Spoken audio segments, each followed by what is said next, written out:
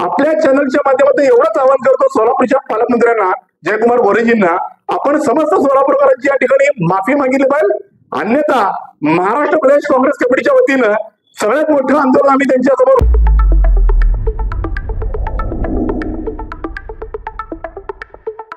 15 August 1947 साली हा देश स्वतंत्र झाला.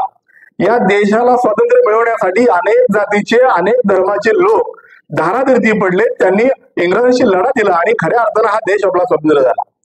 देश स्वतंत्र होत असताना अनेक लोकांचं योगदान आपल्याला या ठिकाणी विसरता येणार नाही.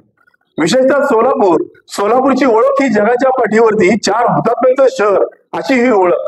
परंतु आजच्या स्वातंत्र्य दिनाच्या भाषणादरम्यान सोलापूरचे पालकमंत्री नामदार जयकुमार गोरेजी यांच्या तोंडून एका हुतात्म्याचं नाव विसरण्याचं पाप या ठिकाणी घडलेलं आहे.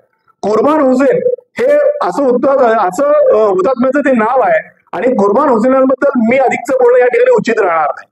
ज्या पद्धतीनं सोलापूर देशाच्या स्वातंत्र्यापूर्वी सोलापूर स्वतंत्र झालं, त्या 4 हुतात्म्यांपैकी एक म्हणजे कुर्बान हुसेन, आणि कुर्बान हुसेनांचं नाव जयकुमार गोरेजी विसरतात. हे अतिशय निंदनीय आहे, अतिशय निषेधार्ह आहे. मला बघाशीच एका वृत्तवाहिनीवर बघायला मिळालं, समाज माध्यमातून बघायला मिळालं, आणि पत्रकारांनी त्यांना प्रश्न विचारला जयकुमार गोरेजींना की तुम्ही एक नाव विसरलं, तर ते म्हणतायत एवढा काय मोठा विषय नाही. म्हणजे हे सांगायला सुद्धा त्यांना खेद वाटत नाही. म्हणजे हा नुसता कुर्बान हुसेनांचा अपमान नाही, तर हा अपमान सोलापूरकरांचा अपमान आहे. ज्या पद्धतीनं सोलापूरच्या पालकमंत्रीची धुरा तुम्ही स्वीकारली, ती काय फक्त राजकारण करण्यासाठी स्वीकारली? तुम्हाला सोलापूरचा इतिहास माहित नाही, तुम्हाला सोलापूरच्या हुतात्म्यांची नावं माहित नाहीत. म्हणजे अतिशय निषेधार्ह गोष्ट आहे.